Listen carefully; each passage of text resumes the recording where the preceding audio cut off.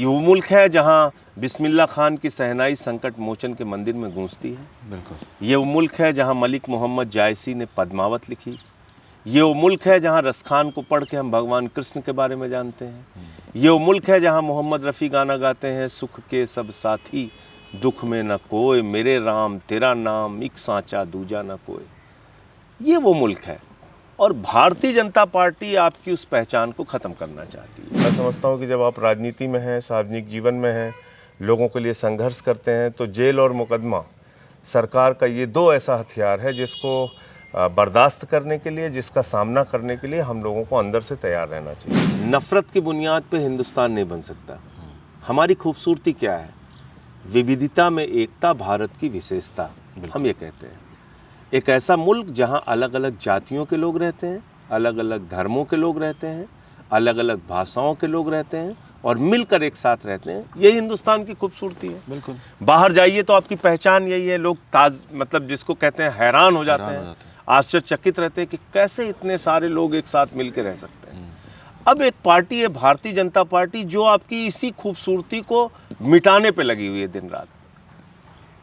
तो कहीं ना कहीं वो भारत की पहचान को ख़त्म करने की जो कोशिश कर रहे हैं, इसके खिलाफ तो सबको मिलजुल के लड़ना पड़ेगा। आप बहुत ही अच्छे गायक भी हैं, कम से कम जोश भर देते हैं युवाओं में। कुछ चंद लाइनें जो आपको आज मन में हो।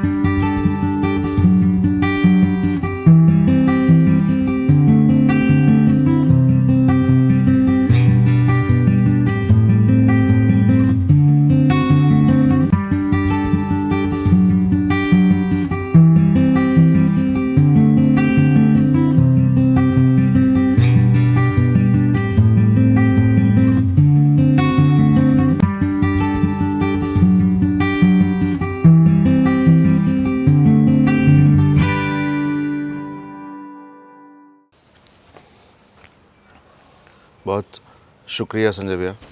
नमस्कार। आपने चुनावी दौड़ भाग के बीच में जब चारों तरफ प्रचार का माहौल है, आपने हमें टाइम दिया सर्दी की एक सुबह में। आपका स्वागत है। धन्यवाद। और मैं कई दिनों से आपके कार्यक्रम देख रहा था, पार्टी के अलग अलग साथियों के साथ, आंदोलन के अलग अलग साथियों के साथ, तो मुझे भी लगा कि समय निकाल के आपसे बातचीत करनी चाहिए।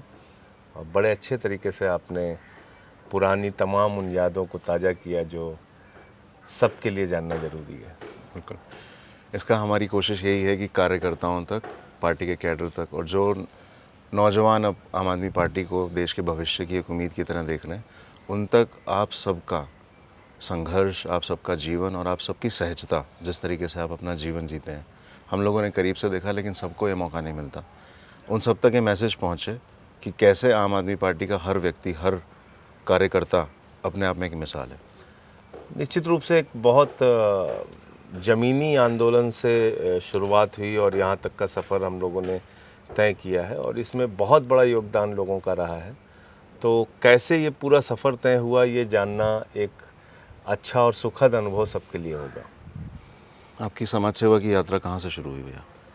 मैं तो अगर आप बात करें तो पढ़ाई के बाद 94 से मैंने अपने शहर सुल्तानपुर में एक आज़ाद समाज सेवा समिति के नाम से हम लोगों ने संस्था बनाई और उसके ज़रिए ब्लड डोनेशन कैंप लगाना, गर्मियों में निःशुल्क प्याऊ चलाना, ठंडियों में रजाई का वितरण, कंबल का वितरण करना, अलाव जलाना, अस्पताल में जो मरीज़ आते थे उनकी सेवा करना। तो 94 से उस संस्था के माध्यम से मैंने अपना काम शुरू किया, अपने सामाजिक जीवन की यात्रा शुरू की और उसमें फिर जो भारत के शहीद हैं, शहीद आजम भगत सिंह, शहीद चंद्रशेखर आज़ाद, नेताजी सुभाष चंद्र बोस, शहीद खुदीराम बोस, इनकी याद में अलग अलग तरीके के आयोजन करते थे हम लोग, गोष्ठियाँ करते थे या कुछ जनहित का कार्य इनकी याद में करते थे। तो यात्रा शुरू हुई वहाँ से। उसके पहले पढ़ाई लिखाई के दौरान ज़रूर थोड़ा बहुत प्रयास करते रहे, लेकिन सही से अगर आप पूछेंगे तो 94 से जब पढ़ाई कंप्लीट हो गई और उसके बाद फिर सामाजिक जीवन शुरू हुआ। बहुत कम लोगों को पता है कि आप पेशे से इंजीनियर हैं। हाँ, लेकिन उसका तो कोई काम किया नहीं, नौकरी की नहीं, तो इसलिए वो ज़्यादा पता नहीं किसी को। और उड़ीसा में मैंने पढ़ाई की, माइनिंग इंजीनियरिंग में, वहाँ से डिप्लोमा किया। बहुत सारे साथी वहाँ के भी आज भी कनेक्ट हैं हमसे। और उसमें ये था कि बाहर से जाके, यूपी से जाके उड़ीसा में रहना, पढ़ना और उसके बाद फिर नौकरी में जाना, तो ये एक अलग तरह की ज़िंदगी थी जिसमें मुझे लगा कि शायद अंदर से वो सेटिस्फेक्शन नहीं मिल रहा है, अंदर से वो संतुष्टि नहीं मिल रही है जो मैं करना चाह रहा था। तो इसलिए फिर इस रास्ते पे आ गया। तो 1994 से ये आपने यात्रा शुरू की, करीब 25 साल तो पूरे हो चुके हैं इसको। हाँ, 25 साल हो चुके हैं। कैसा रहा सफ़र?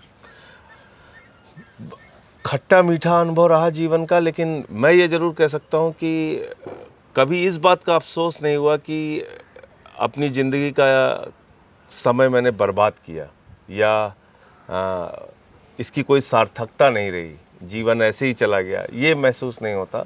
और उसका सबसे बड़ा कारण ये है कि अलग अलग आंदोलनों से जुड़ के, सामाजिक कार्यों से जुड़ के इतना सारा काम करने का मौका मिला, इतना सारा लोगों के साथ जुड़ने का मौका मिला, वो एक बड़ा अच्छा अनुभव रहा जीवन का। और वो एक संतुष्टि अंदर से रहती है कि शायद एक भी दिन ज़िंदगी का ऐसा नहीं जाता जिसमें हम लोग सार्वजनिक कामों में हिस्सा ना लें या लोगों के साथ उठना बैठना जुड़ना ना हो। मतलब अगर कभी हफ्ते भर किसी बीमारी की वजह से भी ऐसा निकल जाता है कि कार्यकर्ताओं से मुलाकात ना हो, लोगों से मुलाकात ना हो, तो जैसा लगता है कि नीरसता आ गई है जीवन में। तो ये अच्छा रहा, कुल मिला के ये कह सकता हूँ कि यहाँ तक के अपने सफ़र से संतुष्ट हूँ। परिवार में कौन कौन है आपके? माताजी हैं, पिताजी हैं, 2 बहनें हैं, एक छोटा भाई है, पत्नी, 2 बच्चे, ये पूरा परिवार है। आपके भाई, मैंने सुना है वो कैलिफोर्निया में है इस समय। हाँ, भाई हमारे कैलिफोर्निया में है, यूएस में। वो एक कंपनी में है, माइक्रोसॉफ्ट में है वो। और हम उनकी वाइफ जो है वो वहाँ साइंटिस्ट हैं, तो दोनों अच्छी नौकरी कर रहे हैं उधर। बहुत बढ़िया। उनके भी 2 बच्चे हैं। आपके दोनों पेरेंट्स टीचर रहे हैं सरकारी स्कूल में? जी, पिताजी हमारे इंटर कॉलेज में रहे हैं और मदर हमारी जूनियर हाई स्कूल में रही। दोनों रिटायर हो चुके हैं और उनका आशीर्वाद अभी भी मेरे ऊपर है। तो सुल्तानपुर आपका कितने समय में चक्कर लगता है? सुल्तानपुर जाना होता रहता है। अब तो खैर जब से अरविंद जी ने यूपी की जिम्मेदारी दी है तब से लगातार जाना होता है। लेकिन लखनऊ आसपास कहीं भी गया तो कोशिश करता हूँ कि घर चला जाऊँ, तो जाना होता रहता है। हाँ, ये ज़रूर है कि आंदोलन के दौरान और जब अन्ना जी का आंदोलन चल रहा था, उसके बाद जब पार्टी बनी तो एक समय ऐसा आया कि 9-10 महीने तक मैं घर नहीं जा पाया था। अच्छा। तो लगातार ये दौर था वो जब पार्टी उस वक्त बन रही थी 12 से 13 के दौरान। तो उस समय 9-10 महीने तक घर नहीं जा पाया था, लगातार यहाँ पार्टी के काम में लगा हुआ था। लेकिन अभी फ़िलहाल ऐसे मौका लगता रहता है तो घर जाने का मौका लगता है। उस दरमियान आपकी फैमिली एज एन भाभी कहाँ थी, दोनों बच्चे कहाँ थे? भाभी बच्चे घर पे ही थे, गांव में, सुल्तानपुर में। हाँ। अच्छा, आप अकेले यहाँ रहते थे? जी, मैं यहाँ अकेले ही रहता था। मनीष जी का एक घर था और कुमार भाई का घर था, अरविंद जी का घर था, तो मिला के रहता था, कभी किसी के यहाँ कभी किसी के यहाँ। फिर राधे श्याम जी हमारे एक साथी थे कार्यकर्ता विकासपुरी में, तो उनके घर लंबे समय तक रहा। और वहाँ पे फिर वहाँ काफ़ी कार्यकर्ता वहाँ भी आ जाते थे, जुटते थे, तो उनके यहाँ रह के पार्टी का काम किया।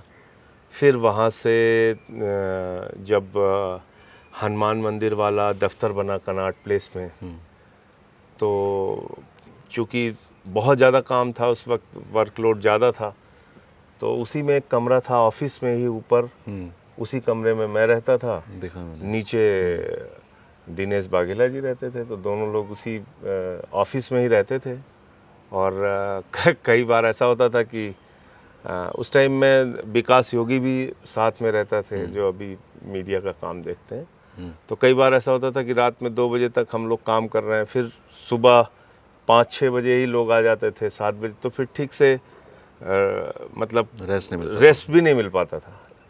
और जब 13 का चुनाव हम लोग जीते तो मुझे याद है कि उस वक्त तो हालत ये थी कि एक छोटा सा कमरा था नीचे, और फिर वहाँ मैं शिफ्ट हुआ। उसमें दिन भर, मतलब सुबह से शाम हो जाती थी, 20-20 लोग, 25-25 लोग मिलने आ रहे हैं, उनसे बातचीत हो रही है। उसके बाद अरविंद जी के इस्तीफे के बाद तय हुआ कि भाई 14 का इलेक्शन लड़ना है। तो उसमें सारे लोग मतलब बहुत ही ज़्यादा भीड़ उस समय होती थी ऑफिस में, बहुत ज़्यादा वर्कलोड होता था। मुझे याद है आपका जहाँ कमरा भी था ऊपर, उसके बाहर किचन थी, क्योंकि तो वहाँ खाना वाना खाने के लिए, हाँ, खाना वाना खाने के लिए लोग जमा होते रहते थे। हाँ, होते रहते थे कार्यकर्ता लोग। तो कई बार, एक बार तो ये जगदीप जो हमारे विधायक थे और चीफ विप थे, तो वो रात में मुझसे करीब 1 बजे के आसपास मिलने आए। तो उस वक्त तक मैं कहीं बाहर निकला हुआ था कुछ काम से, फिर लौट के आया तो ठंड का महीना था, रोटियां वोटियां सूख गई थी बिल्कुल। तो खाना, क्योंकि इंतज़ार करके वो लोग चले जाते थे, बंसल जी वगैरह। तो मैंने कहा भाई भूख लगी, मैं खाना खा लूँ। तो उसने देखा तो बड़ा भावुक हो गया, कहने लगा कि भाई इस परिस्थिति में आप रह रहे हैं, ये तो ठीक नहीं है, आपको तो खाना ठीक से टाइम से खाना चाहिए। लेकिन जब आपके पास धुन होती है, एक उद्देश्य होता है, तो फिर ये सारी चीज़ें भूल जाता है आदमी, फिर उसी में जुटा रहता है। कितना संघर्षमय।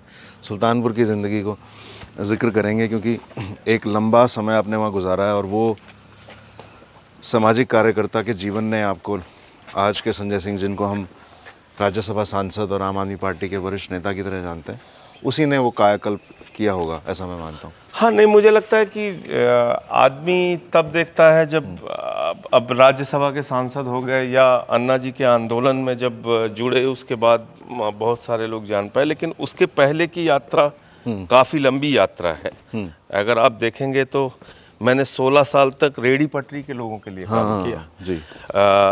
उसके साथ साथ जैसे सामाजिक संस्था की बात मैंने की, आज़ाद समाज सेवा समिति बना के जी। लोगों की सेवा का काम। तो ये भी एक लंबी यात्रा रही। आज भी वो संस्था है, और उस संस्था के माध्यम से वो सारे कार्य जो मैं करता रहा पहले से, हमारे बाकी साथी उसको अच्छे ढंग से संचालित कर रहे हैं। तो वो भी चल रहा है। और ये ज़रूर है कि उस यात्रा के दौरान बहुत ज़मीनी संघर्ष करना पड़ता था, यानी कि रोज़ लड़ना पड़ता था प्रशासन के साथ, क्योंकि जिस वर्ग के लिए मैं काम कर रहा था, रेहड़ी पटरी के लोगों के लिए, उनकी दुकानें रोज़ उजाड़ी जाती थीं, उनसे रोक पैसे की पुलिस वाले मांग करते थे, उनके घर में लोग बीमार होते थे तो उनके पास इलाज के पैसे नहीं होते थे। तो उनका जो 24 घंटे का उनका जीवन बहुत संघर्ष का था।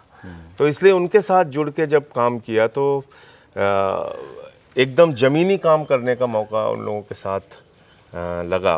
और वो एक अनुभव है जो आज तक काम आता है, और कभी भी अंदर से कोई इरिटेशन नहीं होता, कितने भी साथी आ जाएं, कितने भी लोग आ जाएं। ये अनुभव उस वक्त का है जो कार्यकर्ताओं से मिलना हो, लोगों से मिलना हो, उनकी समस्याओं को डील करना हो या संघर्ष करना हो, तो वो प्रेरणा कहीं ना कहीं उस यात्रा से मिली। उस दौरान जिस तरह से रोज़ लड़ना पड़ता था प्रशासन से, संघर्ष करना पड़ता था। आप 1 महीना जेल में भी रहे ना उस समय?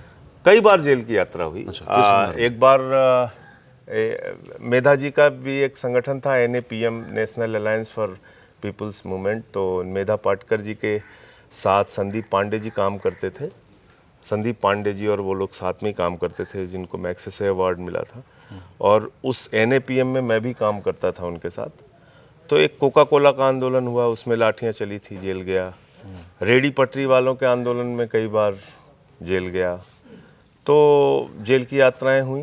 और मैं समझता हूँ कि जब आप राजनीति में हैं, सार्वजनिक जीवन में हैं, लोगों के लिए संघर्ष करते हैं, तो जेल और मुकदमा सरकार का ये 2 ऐसा हथियार है जिसको बर्दाश्त करने के लिए, जिसका सामना करने के लिए हम लोगों को अंदर से तैयार रहना चाहिए। अभी जैसे पिछले 1-1.5 साल में यूपी के अंदर काम किया, 21 मुकदमे बाबा जी ने कर दिए मेरे ऊपर। 1.5 साल में 21 मुकदमे? 21 मुकदमे, राष्ट्रद्रोह का मुकदमा लगा दिया और तमाम धाराओं में मुकदमे लगाए। तो सत्ता जो है वो कहीं ना कहीं, जब सत्ता के अंदर अहंकार आता है तो वो इसी तरह के काम करते हैं, आपकी लड़ाई को कुचलने का, आपके संघर्ष को कुचलने का, लोगों के अधिकारों को मारने का। तो अगर आप सार्वजनिक जीवन में हैं और जनता के लिए काम करना चाहते हैं, लोगों के लिए लड़ना चाहते हैं, कुछ करना चाहते हैं, तो इन दो चीज़ों के लिए तो आपको तैयार रहना पड़ेगा, मानसिक रूप से, शारीरिक रूप से, सामाजिक रूप से, हर तरीके से। जेल और मुकदमे, ये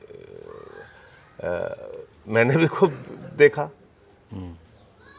तमाम लोगों ने डिफेमेशन के केस किए, इनके मंत्री ने डिफेमेशन का केस किया, इनके अधिकारियों ने डिफेमेशन का केस किया उत्तर प्रदेश में। अंबानियों ने भी केस किया, अंबानी ने 5,000 करोड़ का, अनिल अंबानी ने केस किया था डिफेमेशन का, फिर पता नहीं क्या हुआ उसका, मुझे नहीं मालूम। विक्रम मजीठिया ने डिफेमेशन का केस पंजाब में किया, दो जगहों पे। तो ठीक है, मतलब जितना आप पे मुकदमा हो, कार्रवाई हो, उतनी और अंदर से ताकत आती है। बहुत मुश्किल सफ़र है। लेकिन जब आप अस्पतालों में सेवा कर रहे होते थे लोगों की, बहुत सारे ऐसे किस्से वाक़या मैंने सुने हैं आपके साथ रहने वाले साथियों के मुंह से। एक वाक़या मुझे, जस्सू भाई करके कोई एक बीमार पेशेंट थे जिनके आप केयर टेकर रहे हैं बहुत लंबे समय तक। वो जैसे अस्पताल में तो हम लोग काम करते ही थे, लेकिन कुछ जीवन में ऐसी घटनाएं हैं जिसको आप कभी मरते दम तक नहीं भूल सकते जी।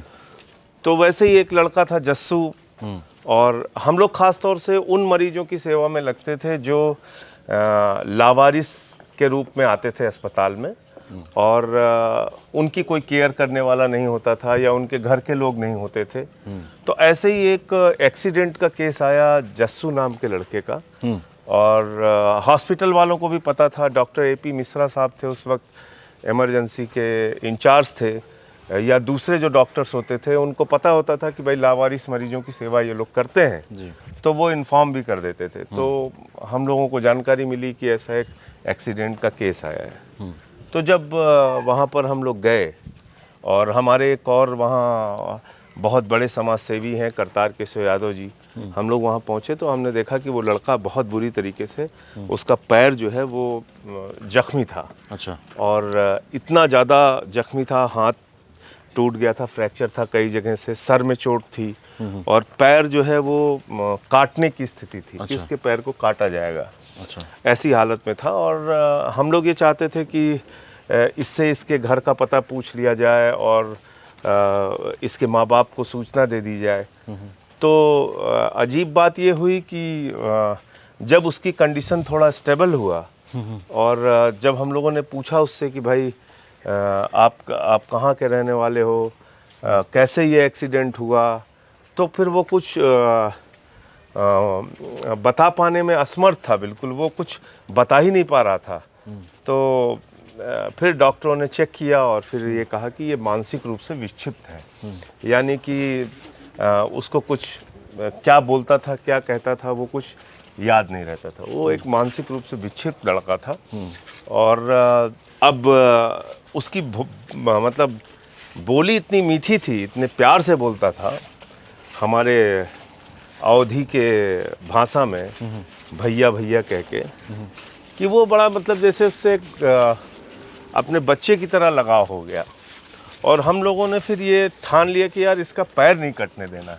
अच्छा। किसी भी तरीके से। तो डॉक्टरों ने कहा कि भाई ये तो किसी भी हालत में ठीक नहीं हो सकता है जी। और वैसे भी ये लावारिस की श्रेणी में अस्पताल में एडमिट है, तो इसकी उतनी सेवा भी कोई नहीं कर पाएगा। तो हमने कहा डॉक्टर साहब हम लोग करेंगे, आप चिंता मत कीजिए, लेकिन इसका पैर नहीं कटना चाहिए। बिल्कुल। तो फिर डॉक्टरों ने कोशिश की, पहले तो उसका काफ़ी दिनों तक हम लोग ड्रेसिंग करते रहे, कीड़े पड़ जाते थे, बुरी तरीके से उसका पैर जख्मी था। तो करते रहे, लेकिन उससे ठीक नहीं हुआ।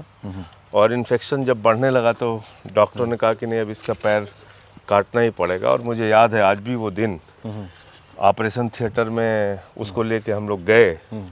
हम थे, करतार केशव यादव जी थे, और वहाँ पे एक गुप्ता जी थे डॉक्टर, जो एनेस्थीसिया के डॉक्टर थे, एक सर्जन थे। तो वो लोग थे और एकदम वो बेड पे लेटा दिया गया, और उसका ये पैर कटने वाला था। तो मैंने एक बार फिर पूछा, मैंने कहा कि कोई चांस है सर इसके पैर को बचने का? तो बोले भाई अगर आप लोग रिस्क ले सकते हो तो ले लो, इसकी ड्रेसिंग वगैरह बहुत कंटिन्यू अच्छे ढंग से करनी पड़ेगी, ये दवाएं लगेंगी, ये महंगी दवाएं हैं, ऐसे है वैसे है, ये एंटीबायोटिक है, इसके लिए पैसे कहाँ से आएंगे, ये सब चीज़ें उन लोगों ने कही। तब 1% चांस है, वरना तो ये बचे, मतलब इसका पैर तो काटना पड़ेगा, आज करा लो ऑपरेशन, चाहे 10 दिन बाद करा लेना। तो वहाँ ऑपरेशन के टेबल पे हम लोगों ने कहा कि नहीं, एक बार और चांस लेते हैं इसको लेके। और ईश्वर की कृपा से फिर वो 1.5-2 महीने कंटिन्यू ट्रीटमेंट के बाद वो बच्चा ठीक हो गया। क्या उम्र थी मतलब बच्चे ठीक की? ये हुआ कि उसका पैर बच गया। अब पैर नहीं कटा, लेकिन फिर भी अब वो घर तो जा नहीं सकता था। तो हॉस्पिटल में बड़ा रिक्वेस्ट करके हम लोगों ने कहा, फिर वो डॉक्टर कहने लगे कि भाई अब इसको, ये तो ठीक हो गया, अब इसको यहाँ से लेके जाइए। तो अब उसको कहाँ लेके जाएं, ये एक समस्या थी। तो अब उस समय की घटना भी मुझे याद है कि उसके इलाज में जब पैसे की कमी हो रही थी तो मेरे पास पैसे थे नहीं। तो एक दिन रात में मैं बहुत ज़्यादा परेशान था, तो पत्नी ने मेरी कहा कि क्या बात है, क्या तकलीफ़ है? तो मैंने बताया कि ऐसे ही करीब 4-5 हज़ार रुपए की दवाएं लेनी है, जो कि है नहीं अपने पास। और आज मैं अगर उसको याद करता हूँ तो फिर उस समय वाइफ ने कहा कि हमारे पास एक कड़ा है सोने का, शादी में जो मिला था, तो उसको बेचने के लिए भी हम लोग तैयार हो गए थे। लेकिन फिर साथियों ने चंदा वंदा किया, ठीक हो गया वो। और ऐसे ऐसे करके वो करीब 1.5 साल उसकी सेवा हम लोग करते रहे। उसको जब भी लैट्रीन बाथरूम जाना होता था, वो नहलाना धुलाना और एक बच्चे की तरीके से उसको पाला। और उसके बाद फिर 1.5-2 साल के बाद, और उसके काम मतलब फिर वो एक फेमस बच्चा हो गया था, एक जस्सू की, भाई उसके लिए सारी ये लोग जो है। कितनी उम्र थी बच्चे की? मेरे ख्याल से रहा होगा 14-15 साल का। छोटा। तो उसके बाद फिर 1.5-2 साल के बाद एक दिन अचानक मैंने कहा कि चलो, वो एक नाम लेता था, बदलापुर ऐसे करता रहता था। और कुछ अपने पिता का भी नाम टूटा फूटा लेता था। तो बदलापुर हमारे यहाँ से 60 किलोमीटर दूर है। तो उसको हम लोगों ने अपने मोटरसाइकिल पे बिठाला, हम और हमारे दोस्त थे अशोक सिंह जी, और उसको लेके गए। और जाने के बाद वहाँ पे एक पेट्रोल पंप था, वहाँ पे खड़े होके हम लोग मोटरसाइकिल में तेल भरवाने लगे। उसी समय में जो तेल भरने वाला था उसने पहचान लिया, बोला अरे ये तो उनका लड़का है, दीनानाथ या ऐसी कुछ नाम था उनके पिता का। तो हम लोगों को तो ऐसा लगा कि स्वर्ग में आ गए, मतलब इतनी खुशी हुई। तो हमने कहा भाई आप इनको पहचान रहे? बोला हाँ, ये तो 2 साल पहले गायब हो गया था। तो मैंने कहा ये गायब होके सुल्तानपुर के अस्पताल में था, इसका इलाज वगैरह हो गया है। तो उसने कहा कि नहीं यहीं पास में गांव है। तो हमने कहा भाई इतने कृपा करो कि अपनी साइकिल ले लो और वहां तक पहुंचा दो। तो वो साइकिल से आगे आगे गया जो पेट्रोल भरने वाला था, और हम लोग मोटरसाइकिल से उसके पीछे पीछे पहुँचे। जब गाँव में पहुँचे तो पूरा गाँव इकट्ठा हो गया और खुशी की लहर पूरे गाँव में कि अरे बाप रे बाप, ये तो आ गया। और माँ बाप भी सोच चुके थे कि बच्चा तो हमारा मर गया, दुनिया छोड़ के चला गया। ऐसे उनके यहाँ ऐसे ही माहौल था, क्योंकि 2 साल तक कोई किसी का बच्चा गायब रहे तो वो क्या और उम्मीद करेगा। तो वो लोग खैर बड़ा धन्यवाद दिए। और बड़ी छोटी सी एक बस्ती थी, अनुसूचित जाति के लोग उधर रहते थे। वो उस बस्ती में वो रहने वाला बच्चा था और वहीं का बच्चा था। तो उन लोगों ने बड़े आराम से हम लोगों को खाट वाट दी, पानी वानी पिलाया, धन्यवाद दिया। फिर मैंने उनको कहा कि भाई ये डॉक्टर हैं SM वर्मा जी, अब उनका ट्रीटमेंट चलेगा और आप इनको सुल्तानपुर लेके आते रहना बराबर। हम इसका जो ट्रीटमेंट है वो कंटिन्यू रखेंगे, हम चाहते हैं कि ये और बेहतर हो जाए, ठीक हो जाए। और उस दिन जीवन में पहली बार एहसास हुआ कि जब आप किसी के भी साथ, भले ही उसके सोचने समझने की शक्ति भी ना हो, अगर आप प्यार से जुड़ के सेवा करते हैं, काम करते हैं, तो वो आपसे एक अलग तरह का लगाव लगता है। उसके माँ बाप उसको मिल गए, उसका गांव उसको मिल गया, उसका परिवार उसको मिल गया। लेकिन जब मैं अपनी मोटरसाइकिल लेके आगे चलने लगा तो पीछे से मेरी मोटरसाइकिल पकड़ के और बुरी तरीके से रोया, और मैं भी रोया उसके साथ। और मतलब आज भी मैं वो दृश्य भूल नहीं पाता। कितने वर्षों पुरानी बात होगी ये? जरूर हो गया करीब 20 साल तो जरूर हो गया। कितना लंबा सफ़र है? हाँ, 20 साल जरूर हो गया। और फिर वो वहाँ से बड़े भारी मन से उसको छोड़ के आए, तो ऐसे ही रहा। आइए बैठिए। क्योंकि आप यूपी में, उत्तर प्रदेश भर में पहुंच रहे हैं लोगों की सेवा करने के लिए, लोगों के साथ संवाद करने के लिए, तो आज हमने ये लोकेशन उत्तर प्रदेश में ही चुनी। और क्योंकि आपके व्यक्तित्व के साथ गांव देहात जाता है। हाँ, नहीं, अच्छा है, बढ़िया जगह है, अच्छी जगह चुनी है आपने। जब आप सामाजिक कार्यकर्ता के रूप में काम किया करते थे भैया, उस समय कभी मन में था राजनीति में जाना, या राजनीतिक लोगों को फॉलो किया करते थे उस समय?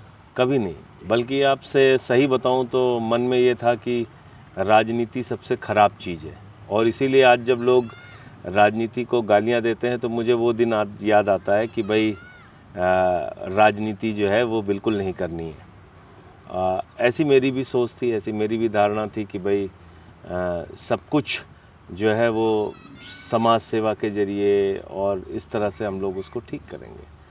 लेकिन फिर धीरे धीरे ये समझ में आने लगा कि हम लोग जाते हैं हॉस्पिटल में, झाड़ू भी लगाते हैं, लोगों की मदद भी करते हैं, लेकिन जो वहाँ की व्यवस्था है, जो सिस्टम है, जो वहाँ के डॉक्टर हैं, या जो वहाँ के स्टाफ हैं, या जो जितना फ़ंड वहाँ पे आता है। एक बार का किस्सा मैं बताऊं कि पहली शुरुआत यहाँ से हुई आंदोलन में जाने की, कि लावारिस लोगों को वीआईपी पेशेंट के तौर पे सरकारी नियमों के हिसाब से ट्रीट किया जाता है, और उसमें उनके लिए अतिरिक्त फंड होता है, पैसा होता है, खाने का, दूध का मरीजों के लिए होता है। अब वो पैसे में भी हेराफेरी हो रही थी। तो जो पहला आंदोलन मैंने अपने लाइफ का शुरू किया संस्था बना के, वो एक छोटी सी यही बात थी कि भाई आप अगर वो पैसा लावारिस मरीजों के दूध और खाने के लिए आ रहा है तो उसका सही इस्तेमाल कीजिए। ऐसा नहीं, बहुत सारे डॉक्टर्स, बहुत सारे स्टाफ हमारे ज़िले के अस्पताल के बहुत अच्छे थे। वो मतलब अपने ड्यूटी आवर से भी ज़्यादा काम करते थे, लेकिन कुछ लोग थे जो उस सिस्टम को ख़राब कर रहे थे। और फिर ये धीरे धीरे करके ऐसा हुआ, जो सबसे बड़ी घटना हुई वो एक, हमने शहीद आजम भगत सिंह की जयंती पे गोष्ठी का कार्यक्रम रखा। तो उसमें मुझे हमारे एक दोस्त हैं अनूप संडा जी, उन्होंने सजेस्ट किया कि आप रघु ठाकुर जी को बुलाइए, क्योंकि आपकी धारणा राजनीति के बारे में बहुत ख़राब है, और उनसे आप मिलेंगे तो थोड़ा उससे आपकी धारणा बदलेगी। तो हमने उन लोगों के माध्यम से संपर्क किया रघु ठाकुर जी से। रघु ठाकुर जी जनता पार्टी में कुशाभाऊ ठाकरे जी के साथ महासचिव रहे मध्य प्रदेश के। इमरजेंसी के दौरान जेल में रहे 2 साल। उसके पहले वो जॉर्ज साहब के रेल आंदोलन में जेल में रहे, और समाजवादी पार्टी में वो राष्ट्रीय महासचिव रहे। चंद्रशेखर जी के साथ राष्ट्रीय महासचिव। बीपी सिंह जी जब देश के प्रधानमंत्री थे, उसमें जनता दल के राष्ट्रीय महासचिव रहे। तो बड़े बड़े पदों पे थे। उसके बाद उन्होंने कहा, तो मैंने संपर्क किया और कार्यक्रम तय हो गया। तो कार्यक्रम जब तय हो गया तो सुबह सुबह मैं उनको ट्रेन पे लेने के लिए पहुंचा। तो आमतौर पे जो नेताओं के बारे में धारणा रहती है, मैं एसी डिब्बे के सामने खड़ा होकर अपने साथियों के साथ इंतज़ार कर रहा था। ट्रेन आई, ट्रेन रुकी, ट्रेन चली गई, और रघु जी नहीं आए। तो मैंने अपने साथियों से कहा, मैंने कहा भाई देखो, नेताओं के बारे में यही जो मैं सोचता हूँ वही सही साबित हुआ। देखो, आए नहीं वो कार्यक्रम में समय देके। तो फिर किसी ने कहा कि नहीं, देखो वो कोई एक व्यक्ति आ तो रहे, लग रहा है उन्हीं की तरीके से। तो मैंने देखा कि भाई एक सामान्य सी चप्पल पहने हुए, कुर्ता बिल्कुल सिकुड़ा सा और गांधी वाला झोला लिए हुए एक व्यक्ति आ रहा है। तो मैं पहुंचा, मैंने उनका पैर वैर छुआ, और फिर वो आए और उन्होंने शहीद आजम भगत सिंह के बारे में बहुत अच्छा बोला उस कार्यक्रम में। और फिर शाम को हमारी उनकी करीब 3 घंटे तक बहस हुई, लंबी बहस हुई। मैं राजनीति कैसे बुरी है ये बताने की कोशिश कर रहा था, और वो राजनीति ही आपकी ज़िंदगी की सारी व्यवस्था को तय करती है, ये समझाने की कोशिश वो कर रहे थे। और उन्होंने समझाया कि भाई आपकी रोटी का दाम राजनीति तय करती है, महंगाई कैसी होगी, महंगाई होगी या नहीं होगी ये राजनीति तय करती है, शिक्षा अच्छी होगी नहीं होगी राजनीति तय करती है, स्वास्थ्य अच्छा होगा नहीं होगा राजनीति, या तो फिर डेमोक्रेटिक सिस्टम इस देश के अंदर ख़त्म हो जाए, लोकतंत्र ना रहे, चुनाव ना रहे, पॉलिटिकल पार्टीज ना रहे, राजशाही रहे। और अगर लोकशाही है और चुनाव की प्रक्रिया से कोई सरकार चुनी जानी है, तो जब तक वो सरकार अच्छी नहीं होगी तब तक आप जनता के लिए अच्छे काम नहीं कर सकते हैं। एक सड़ी गली व्यवस्था में आपको जीने के लिए मजबूर रहना पड़ेगा। और जैसी आप समाज सेवा का काम कर रहे हैं इसको करते रहिए, ये भी ज़रूरी है, लेकिन ये लंबे समय तक ये चीज़ें नहीं चलती। और मुझे याद है डॉक्टर लोहिया को उन्होंने कोट किया था कि धर्म एक दीर्घकालिक राजनीति है और राजनीति एक अल्पकालिक धर्म है। तो इस तरह से उन्होंने राजनीति को डिफ़ाइन किया, लोहिया जी को डिफ़ाइन किया। और लोहिया जी लोहियावादी हैं, कुल मिलाकर वो समाजवादी हैं, लोहियावादी हैं। तो उन्होंने काफ़ी कुछ डॉक्टर लोहिया के बारे में बताया और ये बताया कि किस तरह से उन्होंने जीवन भर समाज के वंचित, पिछड़े, शोषित लोगों की लड़ाई लड़ी, जबकि वो खुद सवर्ण थे। तो एक वहाँ से इस बात की भी प्रेरणा मिली कि समाज में जो वंचित लोग हैं, जो उनको उनके अधिकारों से वंचित रखा गया है, या जो कई बार लोग कहते हैं कि साहब आरक्षण नहीं होना चाहिए, ये नहीं होना चाहिए, उसको उन्होंने बड़े अच्छे ढंग से डिफ़ाइन किया कि भाई आखिर क्यों ज़रूरी है समाज में जो वर्षों से, सैकड़ों वर्ष से पिछड़े हुए लोग हैं उनको आगे लाना क्यों ज़रूरी है, मुख्य धारा में लाना क्यों ज़रूरी है। और एक उदाहरण देकर उन्होंने बताया कि भाई कोई आदमी अगर 20 किलोमीटर दूर खड़ा है और कोई 0 पॉइंट पे है तो उनके बीच में आपस में प्रतियोगिता नहीं हो सकती।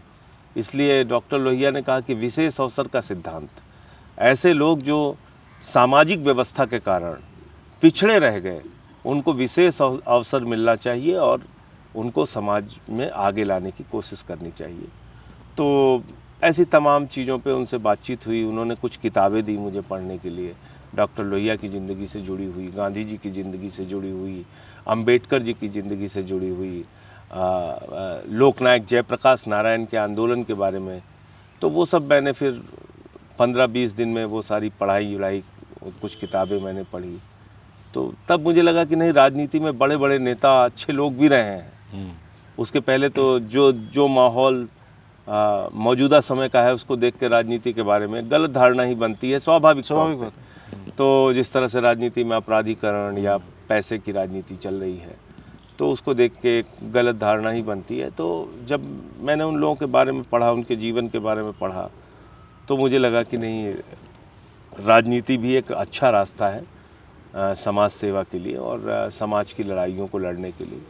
और फिर मैंने उनके साथ लंबे समय तक काम किया, रघु ठाकुर जी के साथ। तो राजनीति का ककहरा आप कह लें, ABCD आप कह लें, वो उनके सानिध्य में, उनके चरणों में बैठ के सीखा।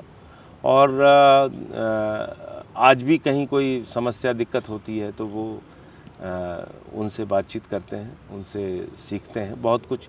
और अभी भी पूरी सादगी के साथ वो अपनी ज़िंदगी जीते हैं। तो राजनीति में आने का सफ़र तो वहाँ से शुरू हुआ। ये घटना मेरे ख्याल से 98-99 की है। तो उनकी एक पार्टी उन्होंने उस समय बनाई थी, लोकतांत्रिक समाजवादी पार्टी, जो पार्टी अभी भी है। तो वहाँ से राजनीति का तो उस समय आपका कम से कम राजनीति को लेकर जो एक द्वेष भाव कह लें या जो एक मन में था कि भैया राजनीति तो बुरी है, वो धीरे धीरे कम होता गया। लेकिन कभी खुद को राजनेता की तरह सोचा था? नहीं, कभी नहीं सोचा था, क्योंकि हम लोग तो एक शहर में काम करते थे। वहाँ पे जो लोगों के मुद्दे, स्थानीय मुद्दे होते थे, उसको लेकर संघर्ष करते थे, लाठियाँ भी खाते थे, जेल भी जाते थे, मुकदमे भी लिखे जाते थे। लेकिन ये नहीं कभी सोचा था कि दिल्ली में आके कभी राज्यसभा के सांसद हो जाएंगे, या अन्ना जी का कभी इतना बड़ा आंदोलन होगा उसका हिस्सा बनेंगे, या अरविंद केजरीवाल जी का जो उन्होंने उस ज़माने में राइट टू इन्फॉर्मेशन का आंदोलन चलाया, घूस का घूसा, तो उसका हिस्सा बनेंगे। तो ये नहीं सोचा था। लेकिन धीरे धीरे यात्रा बढ़ती गई। अरविंद जी से भी 2005-06 के दौरान उन्होंने एक घूस का घूसा अभियान चलाया था। तो पहली बार आपका मिलना तभी हुआ उनसे? हाँ, उस समय संदीप पांडे जी के माध्यम से अरविंद जी से संपर्क हुआ। और मुझे याद है कि उस समय अश्वती और विभव ये लोग पीसीआरएफ में काम करते थे, और पब्लिक काज रिसर्च फाउंडेशन, और यहाँ से एक फ़ोन गया था हमारे पास कि आप ये जो अभियान चल रहा है आरटीआई का, इसमें अपने शहर के अंदर इस अभियान को चलाइए। और 15 दिन का, ये मेरे ख्याल से 2005-06 की बात है। तो अरविंद जी से कोई जुड़ाव सिर्फ अन्ना जी के आंदोलन में नहीं हुआ, बल्कि उसके पहले 2005-06 से उनके साथ कई लोगों को ये बात नहीं सब, हाँ, कई लोगों को ये बात नहीं पता होगी। तो उस दौरान उनसे मुलाकात हुई, और आज आप सोचिए कि लगभग 17 साल हो गए, एक लंबा समय हो गया अरविंद जी से साथ हुए। तो 3 ऐसी खबरें थी जो फ्रंट पेज पे आई थी। हिंदुस्तान और एनडीटीवी के साथ उस अभियान का एक कह लीजिए कि सहयोगात्मक रवैया रहा है। घूस का गुस्सा अभियान में वो लोग सहयोग कर रहे थे कि ये राइट टू इन्फॉर्मेशन की बातें लोगों तक पहुंचनी चाहिए। अरविंद जी कार्यक्रम भी पेश करते थे एनडीटीवी पे। हाँ, पेश करते थे। तो उसमें 3 खबरें हिंदुस्तान अखबार में फ्रंट पेज पे आई थी। मैंने लोगों के काम करवाए थे। एक टेलीफोन ख़राब था किसी व्यक्ति का वर्षों से, तो आरटीआई लगाई उसी दौरान, और उसका काम 24 घंटे में हो गया। अच्छा। एक कोई और काम था, वो कराया था। ऐसे 3 काम मुझे याद है जो कि मैंने कराए थे, जो 24 घंटे के अंदर, 15 दिन के उस अभियान में 24 घंटे या 48 घंटे में हुए थे, और उसको फ्रंट पेज स्टोरी में कवर किया गया। ये भी खबर बन गई थी। ये खबर बनी थी कि भाई सुल्तानपुर से आरटीआई का ऐसा इस्तेमाल हुआ जिसमें 3 काम लोगों के वो 24 घंटे या 48 घंटे में हो गए। तो अरविंद जी की फिर उसमें रुचि हुई कि भाई कौन ये लड़का है जो इस तरीके से काम कर रहा है। तो हम लोग तो रेडी पटरी वालों के लिए काम करते थे, अपनी आज़ाद समाज सेवा समिति में काम करते थे, तो अपना संगठन तो था ही वहाँ पे। उसी दौरान मुझे याद है कि फिर इन्होंने एक स्वराज का आंदोलन शुरू किया। उस स्वराज आंदोलन की एक मीटिंग बुलाई गई यहाँ, जो घर था गाजियाबाद में, अरविंद जी का जो ऑफिस था, उसमें मनीष सिसोदिया जी से भी मुलाकात हुई, और उस स्वराज आंदोलन के बारे में उन्होंने फिर बताया विस्तार से। हिबड़े बाजार की एक फिल्म होती थी, वो दिखाया उन्होंने महाराष्ट्र की, कि किस तरह से गांव का पैसा जो आता है वो ग्राम सभा में पूछ के, लोगों से पूछ के, प्राथमिकता के अनुसार जहां उसकी ज़रूरत हो वो पैसे खर्च किया जाए, गांव का बजट लोगों के हिसाब से खर्च किया जाए। तो ये कॉन्सेप्ट अच्छा लगा। इसी तरीके से उन्होंने नगर स्वराज की बात की। तो अरविंद जी ने कहा कि भाई ये अभियान आप उत्तर प्रदेश में बढ़ाइए। तो हमने कहा ठीक है। फिर मुझे याद है कि इलाहाबाद में किसी साथी ने अपनी मीटिंग बुलाई थी, उसमें फिर अरविंद जी आए। फिर 2-3 मीटिंगें स्वराज को लेके हुई, और फिर मुझे स्वराज अभियान को चलाने के लिए यूपी की जिम्मेदारी दी गई। मैं अलग अलग ज़िलों में जाके मीटिंग करता था, गाँवों में जाता था। और मुझे उस समय का किस्सा याद है, एक बार मैं बस्ती जा रहा था, मोटरसाइकिल से ही जा रहा था। तो हमारे यहाँ से करीब 140 किलोमीटर पड़ता है। तो मैं मोटरसाइकिल से ही जा रहा था, तो एक ट्रक आगे जा रही थी, मैं उसके बगल से निकालने की कोशिश कर रहा था। वो पता नहीं कैसे हुआ कि हैंडल में फंस गया, ट्रक का एक हिस्सा फंस गया, टकराया, और मैं बहुत बुरी तरीके से गिरा। और स्वाति भी उस समय काम कर रही थी स्वराज अभियान में। स्वराज की एक मीटिंग लखनऊ में भी हुई थी। फिर मुझे काफ़ी चोट वोट आई, कुर्ता था, पैजामा था, सब फट गया। चोट तो काफ़ी आई थी, तो मुझे कार्यक्रम में जाना था, और मोटरसाइकिल भी थोड़ा बहुत उस पर भी गड़बड़ी आ गई थी। तो वहाँ पास में एक बाज़ार थी, मैं किसी तरीके से गया मोटरसाइकिल से, और एक बाज़ार में हाफ कट वाला, मुझे याद है, कुर्ता मिला, उसको ख़रीदा, क्योंकि मेरा कुर्ता तो फट गया था। तो वही कुर्ता पहना, मोटरसाइकिल स्टार्ट की, गया, और आप वापस घर नहीं गए? फिर भी कार्यक्रम में मैं गया, कार्यक्रम पूरा किया। कार्यक्रम पूरा करने के बाद, चूँकि फिर उसके बाद उतनी दूर तक चला के आने की हालत नहीं थी। जहाँ एक्सीडेंट हुआ था वो कार्यक्रम स्थल से 10-20 किलोमीटर के आसपास था, तो बड़ी मुश्किल से वहाँ तक तो गया।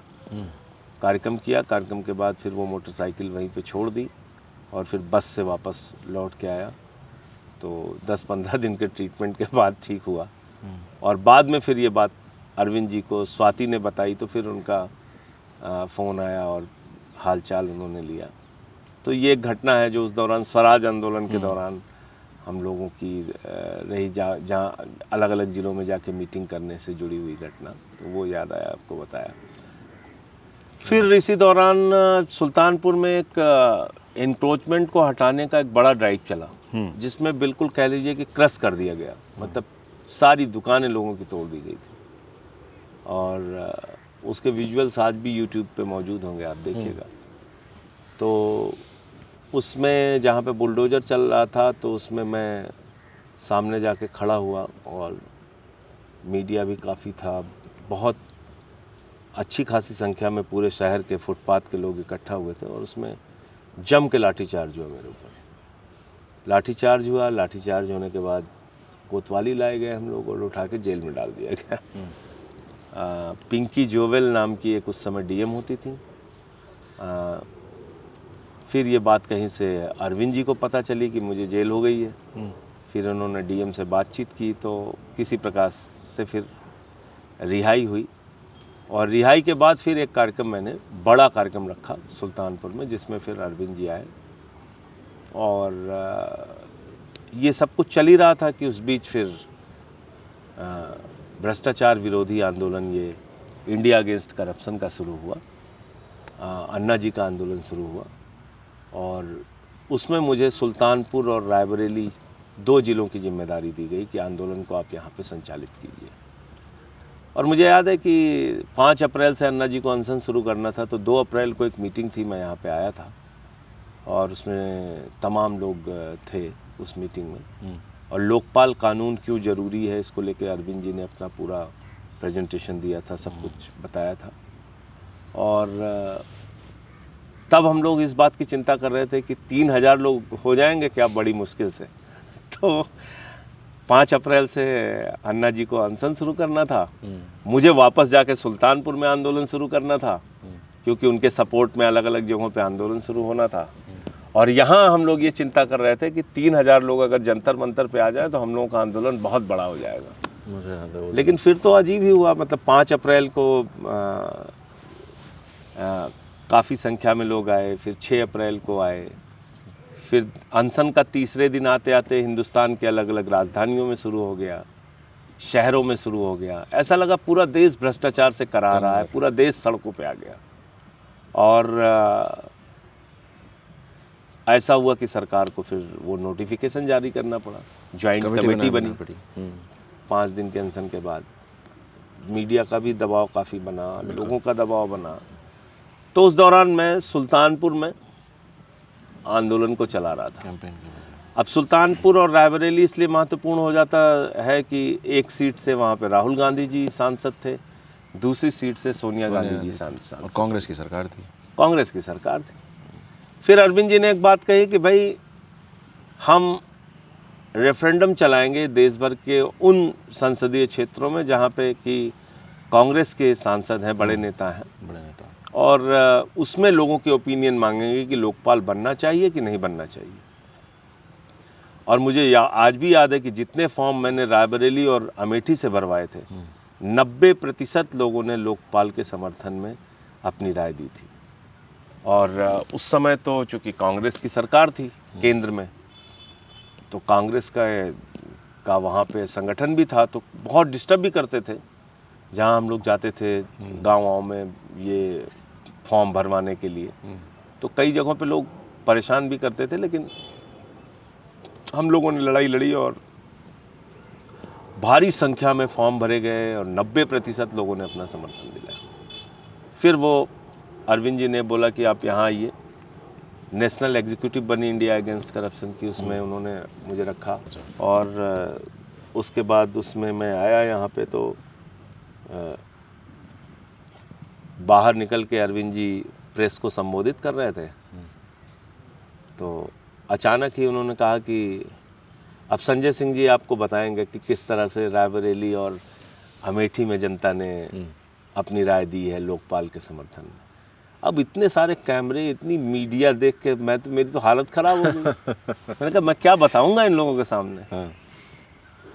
तो बड़ी मुश्किल से मैं मतलब अपने आप को तैयार कर पाया कि मीडिया को, हालांकि मैंने फिर जानकारी दी, बताया कि भाई इन जगहों पे हमने इतने ब्लॉक में, इतने गांवों में इस अभियान को चलाया और ये समर्थन रहा। फिर भी सरकार ने कुछ नहीं सुना, तो फिर अगस्त का आंदोलन शुरू हुआ, जो ऐतिहासिक आंदोलन है अब तक का, हिंदुस्तान की आज़ादी के बाद का सबसे बड़ा आंदोलन। उस दौरान भी मैं सुल्तानपुर और रायबरेली में ही आंदोलन अपना चला रहा था। अरविंद जी उस समय बहुत व्यस्त रहते थे, तो मैंने अश्वती को फ़ोन करके बोला कि भाई बात करनी है, तो उसने फिर बात कराई। तो अरविंद जी ने कहा कि आप ऐसा करो, आप चले आओ यहीं पे। शायद 1-2 दिन ही हुआ था आंदोलन शुरू हुए। 16 अगस्त के बाद? हाँ, 16 अगस्त के बाद। 16 अगस्त के बाद जब रामलीला शिफ्ट होना हुआ, तो उस टाइम में फिर उसी दौरान बातचीत हुई और उन्होंने कहा कि आप ऐसा करो, आप चले आओ यहाँ पे। तो मेरे घर पे एक बोलेरो जीप थी, मैंने ड्राइवर को पकड़ा और मैंने कहा कि देख, अपना भी मोबाइल ऑफ कर ले और मैं भी अपना मोबाइल ऑफ कर लेता हूँ, पिताजी को नहीं बताना है। अच्छा। तो उसके साथ मैं निकला, तो रायबरेली पास हुआ, फिर इधर कानपुर होते हवाते करके 10-12 घंटे की सफ़र के बाद मैं दिल्ली पहुंचा। दिल्ली पहुंचा तो अब मैंने उसको बोला कि अब अपना मोबाइल ऑन कर ले तू, तो उसने ऑन कर लिया तो मैंने भी अपना फ़ोन ऑन कर लिया। तो थोड़ी देर में पिताजी का फ़ोन, क्योंकि वो परेशान तो थे ही। मैंने अपने दोस्तों को ज़रूर बता दिया था कि अगर ज़्यादा परेशान होंगे तो बता देना कि कहीं बाहर गए हुए। तो मैं यहाँ पे आया तो पिताजी ने बोला कि कहाँ तुम गाड़ी लेके चले गए, बताया भी नहीं कुछ तुमने। तो हमने कहा देखिए, अन्ना जी का आंदोलन हो रहा है और अब मैं यहाँ से हटूँगा नहीं, मैं आ गया हूँ दिल्ली। तो बोला अच्छा तुम दिल्ली चले गए? हमने कहा हाँ, मैं दिल्ली आ गया। तो बोले अच्छा ठीक, कोई बात नहीं, पैसे वैसे हैं? मैंने कहा नहीं, यहाँ 1-2 मित्र हैं, उनसे लेके काम चल जाएगा। इतनी बात हुई। तो फिर तो आंदोलन में रहा। और फिर अचानक मुझे याद है कि एक दिन अरविंद जी ने कहा कि आज आपको संचालन करना है, मंच का संचालन करना। फिर मैंने सोचा कि इतने हजारों की संख्या में लोग जुड़े यहाँ पे इकट्ठा हैं, लाखों के लोग उस समय थे। मैंने कहा मैं क्या संचालन करूँगा यहाँ पे। तो एक बार तो हिम्मत ही नहीं हुई कि मैं बोले नहीं, आप अच्छा बोलते हैं, आप जाइए, आप संचालन कीजिए, आपको संचालन करना है। तो 13 दिन मैं मंच से संचालन करता रहा। और उस टाइम में सब सारे लोग टीवी पे देखते थे, वो देखते, तो वो एक नया अनुभव था कि भाई अरे एक आंदोलन का हिस्सा बन रहे हैं। अंदर से बड़ी खुशी थी कि इतने बड़े आंदोलन का हिस्सा बन रहे हैं जिससे पूरा देश जुड़ा हुआ है। फिर वो 27 अगस्त का सरकार का नोटिफिकेशन आया 13 दिन के अनशन के बाद। और लोकपाल की लड़ाई के बाद भी उन्होंने जब कानून नहीं बनाया और बार बार इस बात की चुनौती दी कि आप आइए और चुनावी राजनीति में आइए, और तब उस चैलेंज को अरविंद जी ने स्वीकार किया। हम लोगों ने बिल्कुल कहा कि भाई हम लोग साथ खड़े हैं इस निर्णय में, और वहाँ से सफ़र शुरू हुआ। मुझे याद है 13 का चुनाव 45 डिग्री टेम्परेचर में एकदम पसीने से तर होते हुए भी अरविंद जी मोहल्ला प्रभारी बनाने के लिए निकलते थे, बूथ के कार्यकर्ता बनाने के लिए निकलते थे पार्कों में। और उसमें टी पार्टी का ये जो है 14 में जिसको चाय पे चर्चा मोदी जी ने अडॉप्ट किया, दरअसल इसकी शुरुआत अरविंद जी ने की थी। टी पार्टी की शुरुआत अरविंद जी ने की थी। घर घर जाके चाय पीना। हाँ, तो घर घर जाके चाय पीना है, लोगों को जोड़ना है, मोहल्ला प्रभारी बनाने हैं, 25 घर पे एक प्रभारी बनाना और हर घर के बाहर एक बोर्ड लगना है। हाँ, और घर के बाहर एक बोर्ड लगना है, उसमें कुछ मुद्दे अपने लिखे जाने हैं। वो सारी चीज़ें उन्होंने समझाई सब लोगों को। और मुझे याद है कि एक मीटिंग हो रही थी चुनाव को लेके, तो उसमें सारे प्रमुख लोग बैठे हुए थे। तो उसमें ये हो रहा था कि आज अगर चुनाव हो जाए तो कितना वोट हमें मिलेगा। तो उसमें ये निकल के आया कि 6%, 7%, 8% या 12% इतना वोट मिलेगा। तो अरविंद जी अपना सर झुकाए बैठे हुए थे, तो मैं बगल में बैठा था, तो बोले कि ये हम लोग चुनाव हारने की योजना बनाने के लिए बैठे हैं कि चुनाव जीतने की योजना बनाने के लिए बैठे हैं। तो यहाँ सरकार बनानी है सर जी। ये जो उनका कन्विक्शन था, ये जो जुझारूपन था कि यहाँ सरकार बनानी है आम आदमी पार्टी की, वहाँ से जर्नी शुरू हुई। तो और, ये और कौन मैं सोच आपको सकता है? बताऊं कि उस समय तो इलेक्शन का काम मैं देख रहा था दिल्ली में, लोगों से मिल के जाता था, उनके घर घंटों बैठा रहता था, कोई पार्टी से लड़ने के लिए तैयार नहीं होता। तैयार नहीं होता, मुझे याद है वो टाइम। 3-3, 4-4 बार लोग मीटिंगों के लिए बुलाते थे, घंटों बैठालते थे, बातचीत करके फिर कहते थे आपके 2% वोट आएंगे, 1% वोट आएंगे, आपकी एक भी सीट नहीं आएगी, अगली बार सोचेंगे, और वापस भी। क्योंकि 70 कैंडिडेट चुनने का जिम्मेदारी आपके ऊपर 70 थी। कैंडिडेट चुनने वाले काम में लगे हुए थे, बहुत मुश्किल हुई। फिर एक किस्सा मुझे और याद आ रहा है, ये प्रकाश को जब टिकट दिया गया देवली से, तो एक दिन पता नहीं कैसे खबर ये पहुंची अरविंद जी के पास कि उसकी तो 25 साल उम्र ही पूरी नहीं हुई। जब तक तो मेरे पास फ़ोन किए, बोले भाई तुमने ऐसे आदमी को टिकट देने की बात कही है जो जिसकी उम्र ही 25 साल नहीं है। तो मैंने कहा नहीं, ऐसा तो नहीं होना चाहिए। तो मैंने फिर इसको फ़ोन किया, मैंने कहा भाई ऐसी बात है क्या? बोला नहीं, जिस दिन नॉमिनेशन होना है उस दिन 25 साल 12 दिन का हो जाऊंगा।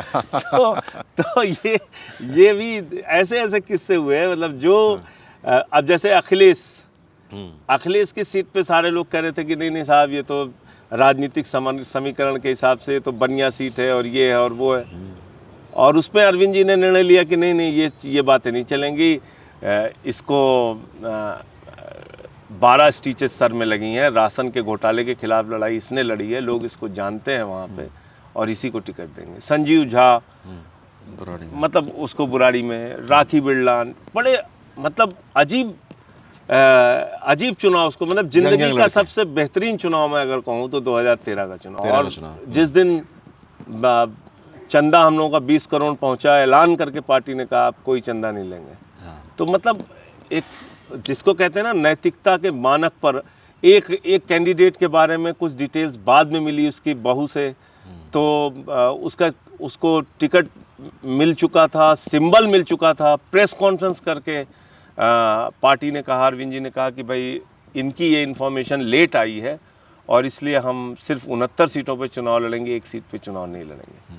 तो इस तरह के मानदंडों के साथ और वो चुनाव जीतना बहुत बड़ी लड़ाई मैं तो मानता हूँ, और बहुत बड़ा राजनीति में परिवर्तन मानता हूँ जो अरविंद जी के नेतृत्व में एक तरह से आम आदमी पार्टी क्या कैरेक्टर गढ़ दिया उस चुनाव ने, कैरेक्टर गढ़ दिया, और देश के लोगों में विश्वास पैदा कर दिया कि नहीं, राजनीति बगैर पैसे के भी हो सकती है, राजनीति बगैर गुंडागर्दी के भी हो सकती है, राजनीति बगैर भ्रष्टाचार के भी हो सकती है, राजनीति कार्यकर्ताओं के और लोगों के दम पर हो सकती है। इस बात को अगर भारतीय राजनीति में लंबे समय के बाद, 77 का आंदोलन हम लोग गवाह नहीं रहे हैं उस आंदोलन के, खाली पढ़ते हैं, अगर स्टैब्लिश हुआ वो जाके तो 2013 में स्टैब्लिश हुआ।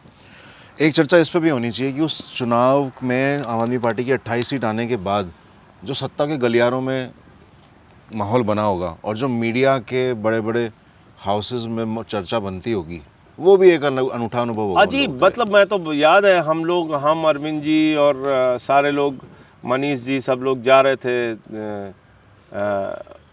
वैशाली से रामलीला मैदान मेट्रो से, और उस समय एक पुलिस अधीक्षक थे गाजियाबाद के, मुझे याद नहीं आ रहा है, अगर वो लड़का नहीं होता तो शायद हम लोगों की जान नहीं बचती। इस तरीके से भीड़ इकट्ठी हुई थी, भयंकर तरीके से।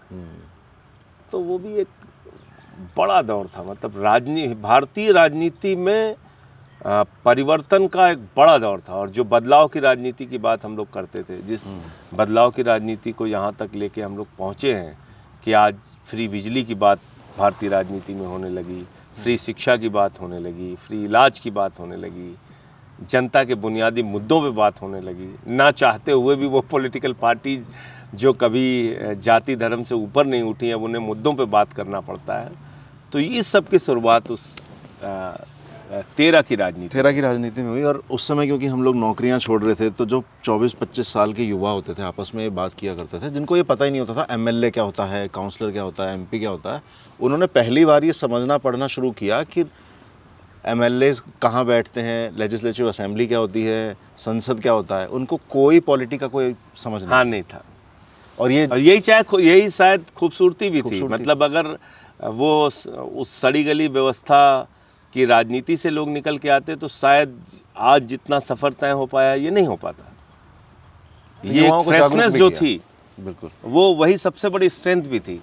ये हमें समझना पड़ा। और युवा जागरूक होते चले गए। और ऐसे लड़के राजनीति में आगे बढ़े, एमएलए बने, मिनिस्टर बने, जिनके पिताजी कभी प्रधान नहीं रहे। जैसे मेरे फादर टीचर रहे, मेरी मदर टीचर रही। कोई हमारे घर में कोई एमपी एमएलए नहीं था। तो राजनीति में ऐसे लोग आ सकते हैं, ऐसे लोग सफल हो सकते हैं, ये धारणा 2013 के बाद बनना शुरू हुई देश में। कहीं ना कहीं कॉन्फिडेंस भी आया युवाओं में कि हम यदि पार्टिसिपेट करें राजनीति में तो हम रुख बदल सकते हैं हवा का। हाँ बिल्कुल बिल्कुल, ये चीज़ ये एक विश्वास उनके अंदर पैदा हुआ। बहुत बड़ी बात है, ये पैदा हुआ विश्वास। पर आप संगठन का इतना काम करते रहे, 3 राज्यों के प्रभारी रहे, इतना भागदौड़ आप करते हैं। अभी जब मतलब मेरी सर्वेश से और आपके साथ रहने वाले तीनों भाइयों से बात होती है तो अभी पता चलता है आप शाम को यूपी में हैं, सुबह दिल्ली में हैं और अगले दिन आप किसी दूसरी सभा की तैयारी के लिए फिर हाँ, क्योंकि देखिए हर आदमी की अपनी एक स्ट्रेंथ होती है कि भाई वो किस तरह से राजनीति में आगे बढ़ा। तो लेकिन मैं मैं ऐसा नहीं कह रहा हूँ कि यही एकमात्र रास्ता हो सकता है। कुछ लोग अपने तरीके से राजनीति या समाज सेवा के क्षेत्र में आगे बढ़ते हैं, लेकिन मेरा अपना ये मानना है, मेरे अपने जीवन का ये अनुभव रहा है कि जितना आप लोगों के बीच में रह के मेहनत करते हैं, जितना काम करते हैं, उतना सीखते हैं और उतना आगे बढ़ने का मौका मिलता है। कभी आप एग्जॉस्ट नहीं होते इतने भागदौड़ में? मतलब उसका तरीका भी है। हम लोग जैसे कभी बहुत ज़्यादा थक गए तो थोड़ा गाना वाना गा लिया, आपस में हंस बोल लिए, फिर आगे काम पे लग जाते हैं। चिढ़ नहीं होती। मैंने कहा ना, इरिटेशन जिसको कहते हैं कि मतलब लोग आ गए, भीड़ इकट्ठा हो गई और अब बताओ रात में 1 बजे तक काम करना पड़ेगा, इससे कभी चिढ़ नहीं हुई मन में, कभी भी चिढ़ नहीं हुई। लगता है कि नहीं यार ये ज़रूरी है, और थोड़ा कर लेते तो ठीक था, और ये जो है और थोड़ा कर लेते तो ठीक था। इसकी वजह से कई बार शरीर को भी खाना छूट जाता है, कई बार शरीर को भी नुकसान हुआ। जैसे इतनी 2 साल पहले डायबिटिक हो गया, तो ठीक है वो तो किसी को भी हो सकता है, लेकिन शरीर पे भी उसका प्रतिकूल असर पड़ता है। लेकिन जो जुनून होता है आपका काम करने का, जो एकदम जिद होती है, वो आपको रुकने नहीं देती कभी। तो कहीं ना कहीं वो मन में है कि अगर अभी मुझे आप कहिए कि 1000 किलोमीटर आपको गाड़ी से ही जाना है, तो मुझे 1 मिनट भी न संकोच लगेगा, न आलस्य लगेगा, मैं तुरंत तैयार हो जाऊंगा। तो ये अब पंजाब का जब प्रभारी था, पंजाब के चुनाव के दौरान, तो एवरेज अगर आप निकालेंगे तो प्रतिदिन 400-500 किलोमीटर सफ़र करता था। एवरेज 300, 400, 500 किलोमीटर आसान नहीं है काफ़ी। तो इसलिए हम लोगों के लिए, अब आम आदमी पार्टी के कार्यकर्ताओं के लिए तो और कोई रास्ता भी नहीं है। आपको मेहनत करनी ही होगी। अगर राजनीति में आगे जाना है, समाज की सेवा करनी है, तो आपको काम करना पड़ेगा, मेहनत करनी पड़ेगी। बिल्कुल। लेकिन जब ऐसे वाक़या होते हैं, जैसे आपके ऊपर एक बार स्याही छिड़की गई, दूसरी बार स्याही छिड़कने की कोशिश हुई, अम्बेडकर नगर में आप जनसभा करने जा रहे थे, वो स्याही तिरंगे पर चली गई तो वो बाहर नहीं आई, क्योंकि वो तिरंगे का अपमान माना जाता, तो उन्होंने बाहर ही नहीं भेजा इस मैसेज को। तो ये बीजेपी जो इस तरह के हथकंडे अपनाकर, देखिए मेरा अपना मानना है कि नफ़रत की बुनियाद पे हिंदुस्तान नहीं बन सकता। हमारी खूबसूरती क्या है? विविधता में एकता, भारत की विशेषता, हम ये कहते हैं। एक ऐसा मुल्क जहाँ अलग अलग जातियों के लोग रहते हैं, अलग अलग धर्मों के लोग रहते हैं, अलग अलग भाषाओं के लोग रहते हैं और मिलकर एक साथ रहते हैं, यही हिंदुस्तान की खूबसूरती है। बिल्कुल। बाहर जाइए तो आपकी पहचान यही है। लोग मतलब जिसको कहते हैं हैरान हो जाते हैं, आश्चर्यचकित रहते हैं कि कैसे इतने सारे लोग एक साथ मिलकर रह सकते हैं। अब एक पार्टी है भारतीय जनता पार्टी, जो आपकी इसी खूबसूरती को मिटाने पे लगी हुई है दिन रात। तो कहीं ना कहीं वो भारत की पहचान को ख़त्म करने की जो कोशिश कर रहे हैं, इसके खिलाफ तो सबको मिलजुल के लड़ना पड़ेगा। अरविंद जी गाना गाते हैं स्टेज से, इंसान का इंसान से हो भाईचारा, यही पैगाम हमारा। हम लोग नारा लगाते हैं हिंदू मुस्लिम सिख ईसाई आपस में सब भाई भाई। ये वो मुल्क है जहाँ बिस्मिल्लाह खान की सहनाई संकट मोचन के मंदिर में गूंजती है। बिल्कुल। ये वो मुल्क है जहाँ मलिक मोहम्मद जायसी ने पद्मावत लिखी। ये वो मुल्क है जहाँ रसखान को पढ़ के हम भगवान कृष्ण के बारे में जानते हैं। ये वो मुल्क है जहाँ मोहम्मद रफ़ी गाना गाते हैं, सुख के सब साथी दुख में न कोई, मेरे राम तेरा नाम एक सांचा दूजा न कोई। ये वो मुल्क है और भारतीय जनता पार्टी आपकी उस पहचान को ख़त्म करना चाहती है। तो अपनी लड़ाई इस बात को लेकर उनसे है कि नफ़रत की बुनियाद पे देश नहीं बनेगा। आप शिक्षा की बात कीजिए, स्वास्थ्य की बात कीजिए, आप बिजली पानी की बात कीजिए, जनता की ज़िंदगी के बुनियादी मुद्दों की बात कीजिए। ये क्या है कि जाति धर्म के नाम पे आप झगड़े करा के इस देश को बांटने की कोशिश कर रहे हैं। मैं उनके खिलाफ लड़ने जब जिम्मेदारी यूपी की मिली तो वहाँ पहुँचा तो मैंने देखा कि ये लोग क्या कर रहे हैं। इनके खिलाफ कोई पॉलिटिकल पार्टीज़ बोलने के लिए तैयार नहीं थी वहाँ पे, न बीएसपी, न सपा, न कांग्रेस, कोई बोलने के लिए तैयार नहीं था। ऐसा लग रहा था कि बाबा जी का तो ऐसा राज चल रहा है कि जिनके खिलाफ तो आंख उठा के देखना भी गुनाह है, सीधे चलना भी गुनाह है। ऐसी हालत थी उत्तर प्रदेश में। कोई बोले तो मुकदमे कर दो, कोई बोले तो टांग दो, ठोक दो, इस धारणा की सरकार थी। तो मैं वहाँ पहुँचा तो फिर उसी समय ये विकास दुबे वाला कांड हुआ। विकास दुबे के कांड में प्रभात मिश्रा नाम के लड़के का फर्जी इनकाउंटर किया गया, वो मामला हमने उठाया। खुशी दुबे जो अमर दुबे की पत्नी थी, उसको आज भी जेल में सड़ रही है। मतलब आप सोचिए 4 महिलाएं, रेखा अग्नोत्री, खुशी दुबे, शांति दुबे, क्षमा दुबे, ये 4 महिलाएं आज भी विकास दुबे कांड में जेल में सड़ रही हैं, जबकि इनका कोई सीधे तौर पे लेना देना नहीं है। इनका गुनाह ये है कि ये उस परिवार की महिलाएं हैं। तो इस मामले को उठाया। फिर एक संजीत यादव का अपहरण हुआ।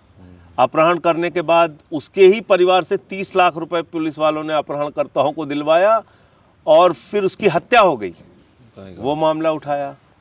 फिर विष्णु निषाद पति पत्नी की कानपुर में हत्या हो गई, वो मामला उठाया। फिर एक पाल की हत्या हो गई, वो मामला उठाया। फिर एक इंद्रकांत त्रिपाठी व्यापारी थे महोबा के, उन्होंने अपील की हाथ जोड़ के, मुख्यमंत्री जी मेरी जान बचा लीजिए वरना मुझे पुलिस वाला एसएसपी जो है वो मरवा देगा। आप सोचिए उसकी हत्या हो गई। एसएसपी 302 का मुलजिम हो गया। एसएसपी आज तक फरार है। आज तक आपने सुना होगा चोर फरार, डकैत फरार, माफिया फरार, उत्तर प्रदेश में दरोगा फरार, एसएसपी फरार, पुलिस वाला फरार। मनीष गुप्ता का कांड हुआ, अरुण वाल्मीकि का कांड हुआ, वो मामला हम लोगों ने उठाया। अब इसी बीच ये हाथरस का कांड हुआ। हाथरस का कांड बहुत चर्चा में आया और उसमें जो गैंग रेप करने वाले अपराधी थे उनके साथ सरकार कहीं ना कहीं खड़ी होती हुई दिखी। उस पे आके हमने सामने बोला। जब बोला तो वहाँ पहुँचा तो इन लोगों ने पहले से तैयारी कर रखी थी और वहाँ पे वो स्याही वाला अटैक किया इन लोगों ने। उसके बाद जब इनके भ्रष्टाचार के कई मामले हमने खोले, जैसे जल जीवन मिशन में हज़ारों करोड़ का भ्रष्टाचार इन लोगों ने किया, घर घर पानी पहुंचाने की योजना में।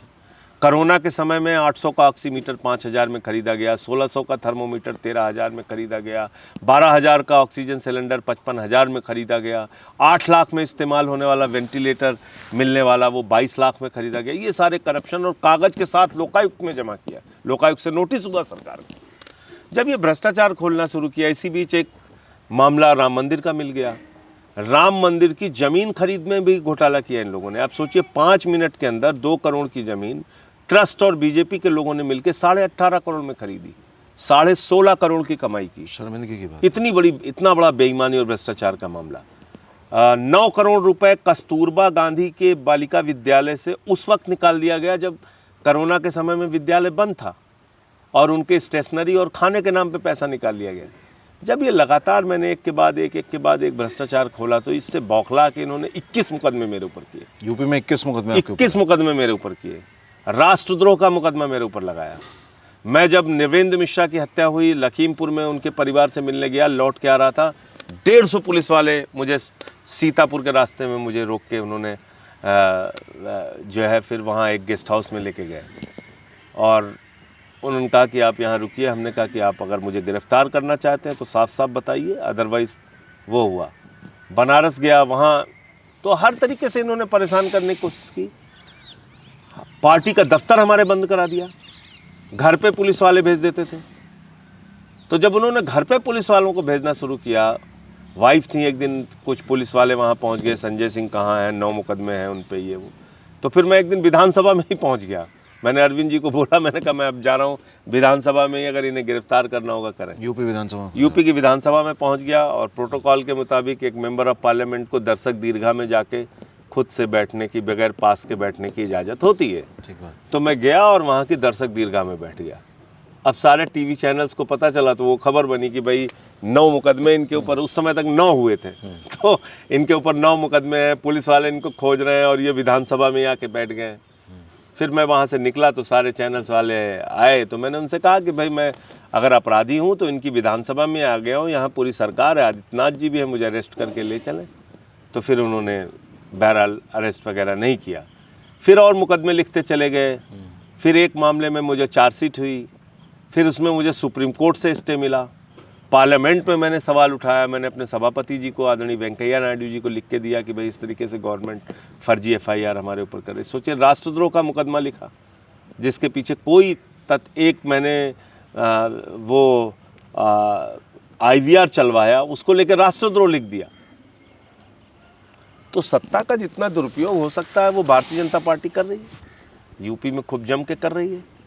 उसके खिलाफ आम आदमी पार्टी के कार्यकर्ता लड़ रहे हैं, हमारे कार्यकर्ताओं पे मुकदमे हुए, उनको जेल में डाला, उन पे FIR की, उन पे लाठियाँ चलाई, लेकिन जम के काम किया हम लोगों ने। अब इतनी बड़ी सरकार से लड़ रहे हैं और जानी मानी सरकार है कि किसी भी हद तक गिर सकती है। कभी मन में किसी तरीके का डर, कोई ऐसा संशय अपने को लेकर? देखो, साथी लोग निश्चित रूप से चिंतित रहते हैं, परिवार वाले भी चिंतित रहते हैं, लेकिन मुझे डर नहीं लगता कभी भी। और मुझे ऐसा लगता है कि जब ये आप पे कार्रवाई करें तो इनसे और लड़ना चाहिए। डर इनके मन में होना चाहिए कि आज ये भ्रष्टाचार संजय सिंह खोल देंगे, आज ये मुद्दा आम आदमी पार्टी वाले उठा देंगे, इनसे बच के रहो वरना इसके बारे में बोल देंगे। डर इनके मन में होना चाहिए। चोरों को डर होना चाहिए, हम लोग क्यों डरें? जो बेईमानी कर रहे हैं, डरना उनको चाहिए। जनता की शक्ति इतनी होनी चाहिए, संगठनात्मक शक्ति होनी चाहिए, जिससे कि हम इनके खिलाफ लड़ सकें। तो हमने वो लड़ाई लड़ी। बाकी साथ के लोग, घर वाले, परिवार वाले, वो सारे लोग चिंतित रहते हैं, इसमें कहीं कोई शक नहीं, लेकिन लड़ना है तो लड़ना है। जब कभी एक आज संजय भाई, आप पूरे देश में आम आदमी पार्टी के बड़े चेहरों में से एक हैं, राजनीति में आप मुखर वक्ता हैं, टीवी चैनल्स पर जनता आपको सुनती है और कहीं ना कहीं आप एक परिचायक बन गए हैं राजनीति के अंदर। एक जो बुलंद आवाज़ होती है, आपकी आवाज़ में एक जोश है। जब आप अकेले बैठते हैं, कभी मानिए कोई काम नहीं है, कुछ मान लीजिए जैसे क्षण मिलते हैं, जब आप अकेले होते हैं तो क्या चलता है आपके मन में? देखिए, अगर आप मुझसे पूछेंगे तो ज़्यादातर समय में दिमाग में यही चलता रहता है कि भाई यहाँ का संगठन ऐसे ठीक करना है, वहाँ का काम ये छूटा रह गया, इसको ऐसे ठीक करना है, उसका वो काम बाकी रह गया, उसको हॉस्पिटल में मदद करनी। कितनी बार तो आपसे ही फ़ोन करते हैं। तो वो एक तो लोगों के काम और इसका एक उसकी एक चिंता हमेशा रहती है दिमाग में।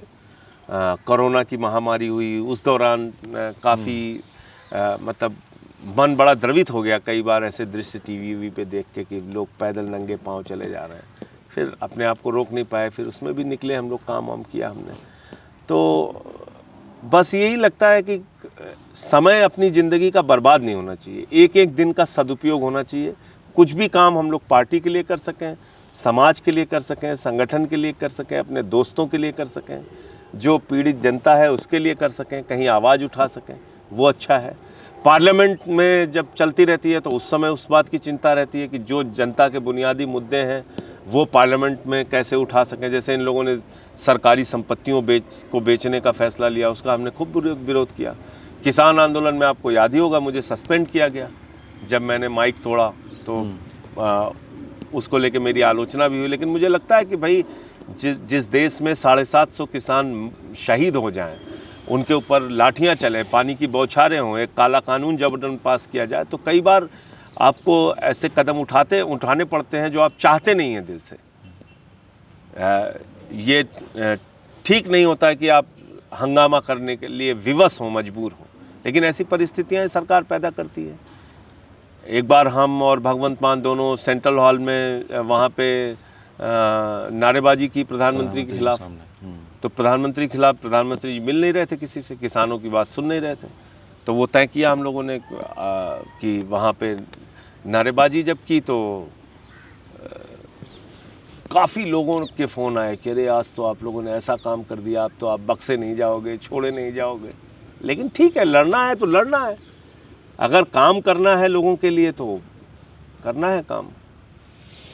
और इस सारी दौड़ धूप के बीच में आप किसी की चिकित्सा की कोशिश कर रहे होते हैं, कभी किसी मजदूर का दुख पहुंचने की, आंसू पहुंचने की कोशिश कर रहे होते हैं। कोरोना के टाइम पे मुझे याद है कि आपने बहुत सारे लोगों को अलग अलग तरीके से मदद पहुंचाई।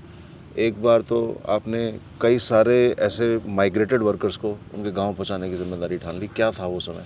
देखिए, ऐसा है कि 34 टिकट मिलते हैं एक मेंबर ऑफ पार्लियामेंट को, यानी कि 17 बार वो देश के किसी हिस्से में साल भर में अप डाउन कर सकते हैं। ये हवाई जहाज़ की टिकट की सुविधा होती है एक सांसद को। तो मेरी टिकटें बची हुई थी, तो मैंने सोचा कि भाई इसका सदुपयोग किया जाए कोरोना के समय में। तो मैंने ऐसे 33 लोगों को, क्योंकि आपको साथ जाना होता है, बगैर आपके गए नहीं जा सकते वो लोग, मैंने फिर पार्लियामेंट से कंफर्म किया कि मैं इन लोगों को लेके जा सकता हूँ। उन्होंने कहा हाँ आप लेके जा सकते हैं, आप एक साथ भी अपनी सारी टिकटें इस्तेमाल कर सकते हैं। तो हमने कहा ठीक है। तो वो 34 टिकटें हमने इस्तेमाल करके और उन लोगों को पटना तक पहुँचाया। फिर लोगों को लगा कि बहुत तेज़ी से उनके साथ उन लोगों को घर पहुँचाने का ये एक अच्छा तरीका है, तो बहुत सारे साथियों ने चंदा दिया। तो करीब 12 लाख या 16 लाख, मुझे ठीक से याद नहीं है, विस्तारा की एक फ़्लाइट हम लोगों ने की जिसमें 213 या 14 पैसेंजर, उसमें फिर मज़दूरों को लेके हम लोग गए पटना। तो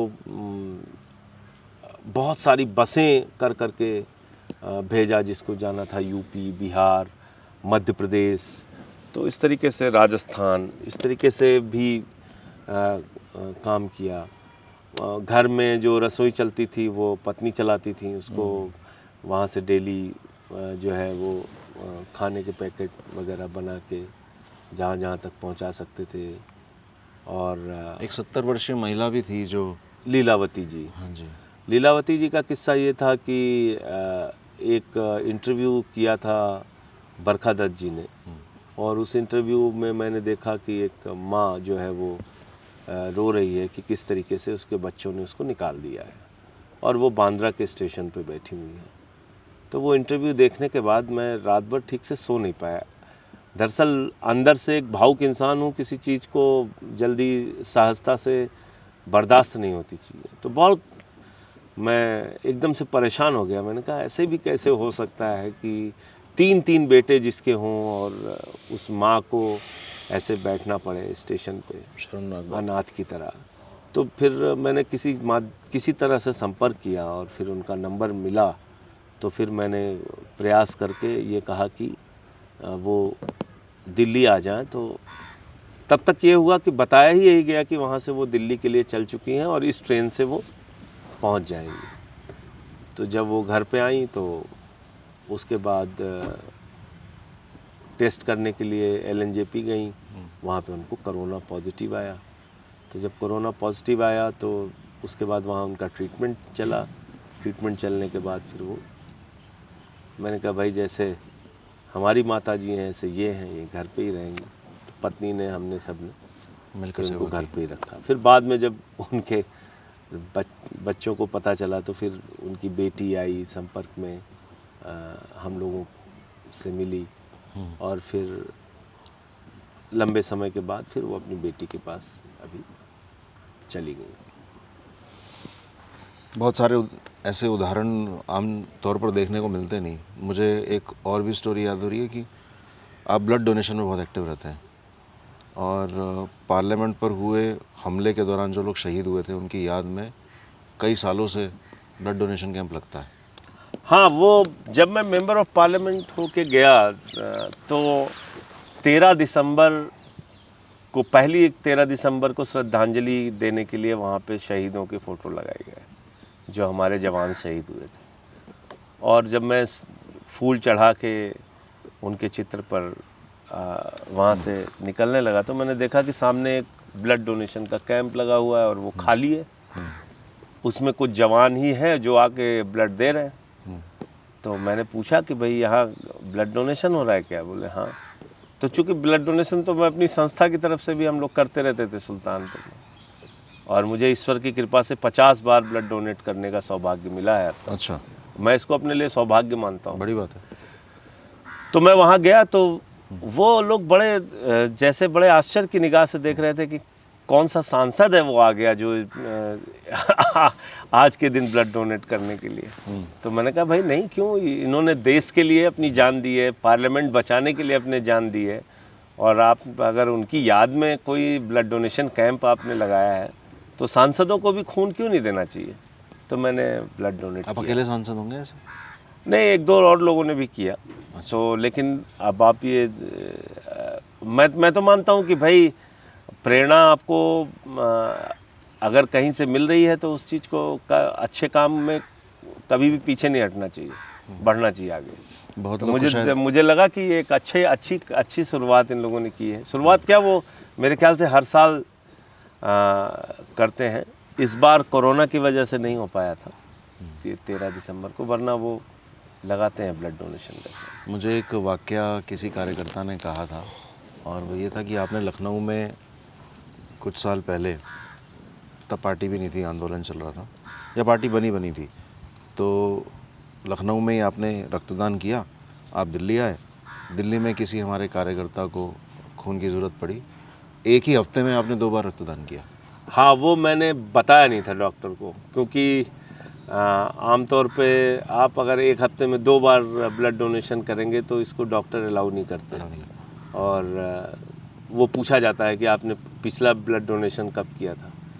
तो वो थोड़ा सीरियस कंडीशन थी, तो मैंने कहा इसमें लेट करने की ज़रूरत नहीं है, और मैंने चुपचाप बगैर बताए ब्लड डोनेट कर दिया। तो ठीक है, वो तो सब गंभीर काम होते हैं। कभी कोई लंच डिनर पे अरविंद जी या फैमिली या कभी मिलकर कहीं बाहर जाने का होता है? एक किस्सा मुझे ज़रूर याद है। जब 15 में मुख्यमंत्री बने अरविंद जी, तो उसके बाद कभी एक दिन कोई खाली समय था तो हम लोग आ गए। टेस्ट ऑफ चाइना बहुत पसंद है, रेस्टोरेंट है, हाँ, सीपी में है। सीपी में रेस्टोरेंट है। तो वहाँ थोड़ा पैसा हो जाता है अरविंद जी के जेब में, तो दिलदार हो जाते हैं, भाई आज मैं आप लोगों को नाश्ता मैं कराऊंगा। अच्छा, ठीक है भाई। तो सब ने अपना चाउमीन वाउमीन लिया, खाए हुए। तो फिर पता चला कि शायद 5,000 या 6,000 का बिल हो गया। 4-5 लोग थे हम लोग, 5-6 लोग, सब लोग। अब वो उन्होंने जब अपने जेब में हाथ डाला तो 3,000 रुपये निकला। तो ये घटना मुझे आज भी याद है कि एक मुख्यमंत्री रहते हुए आदमी, उसके जेब में 3,000 रुपये निकला। और फिर मुझे शायद याद है कि विभव या किसी और साथ के किसी साथी ने फिर और पैसे दिए, तो वो उसका हिसाब हम लोग कर पाए।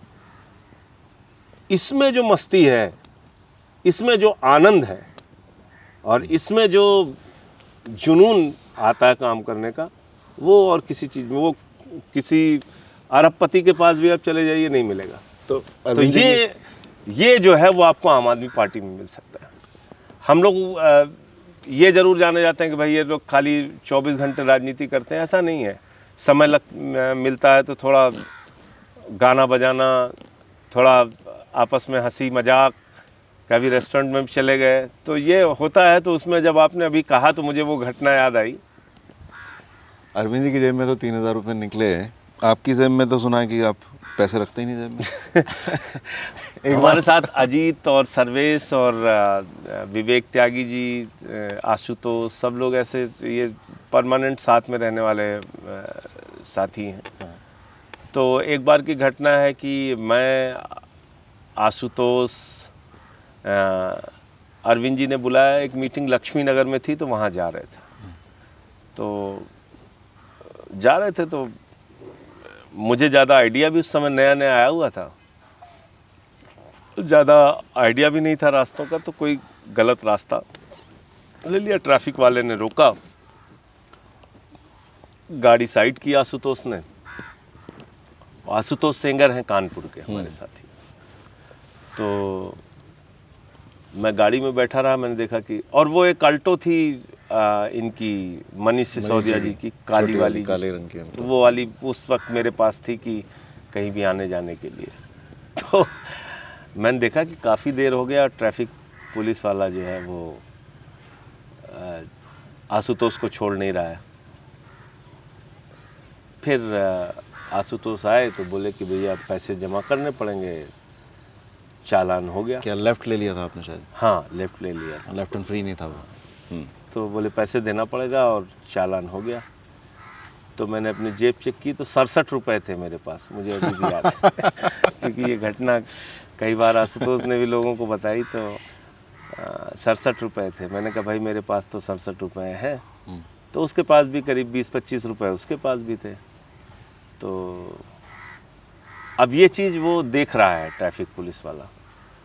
और फिर मैं अचानक गाड़ी से निकला और मैं फिर चूँकि पैसे थे नहीं, उसका भी एक फ्रस्ट्रेशन, और वो उसके पास भी पैसे नहीं थे, तो मैं आशुतोष को खूब डांटने लगा कि तुमको अकल नहीं है, तुम ऐसे रास्ते से आ गए, तुमको पता नहीं है कुछ, जब मालूम नहीं रहता तो गाड़ी चलाते क्यों हो, ऐसे ही अपना खूब ज़ोर ज़ोर से उसको बोलने लगा। तो जब उसने हम दोनों की बहस सुनी तो फिर वो खुद ही हाथ जोड़ के बोला ठीक है आप चले 67 भी बचाओ और 25 भी बचाओ, आप लोग निकलो। तो वो तो ये स्ट्रेटजी थी पैसा बचाने की या सच में? नहीं, ऐसा हुआ था क्योंकि पैसे थे ही नहीं, तो करते क्या, अगर वहाँ पे वो जीत पे ही रख जाता तो गाड़ी छोड़ के जाना पड़ता, कोई और रास्ता ही नहीं था, पैसे नहीं थे। और ऐसा एक नहीं, कई बार ऐसे जीवन में हुआ। एक बार एक पेशेंट, वो भी जैसे लावारिस पेशेंट के लिए ही हम लोग बुलाए जाते थे कि भाई जिसका कोई आगे पीछे नहीं। तो एक्सीडेंट हुआ हमारे यहाँ महट चौराहे पे, एक लड़का वो हॉस्पिटल में एडमिट हुआ। हम लोग पहुँचे तो वहाँ पे एक साथी थे हमारे, वो वहाँ वार्ड बॉय का काम करते थे, तो वो हॉस्पिटल के स्टाफ थे। तो मैंने उनसे पूछा क्या मामला, बोले ऐसे ऐसे मामला और ये बड़ा सीरियस है, इसके घर पे अगर सूचना नहीं दी गई तो ये मर जाएगा लड़का। यंग लड़का था। बड़ी मुश्किल से हम लोगों ने किस तरीके से उससे पूछा, उसने अपना एड्रेस बताया। तो हम तय किए कि इसके घर पे जाके बताना है। तो सुल्तानपुर से मुझे गोंडा जाना था। हम लोग बस में बैठ गए।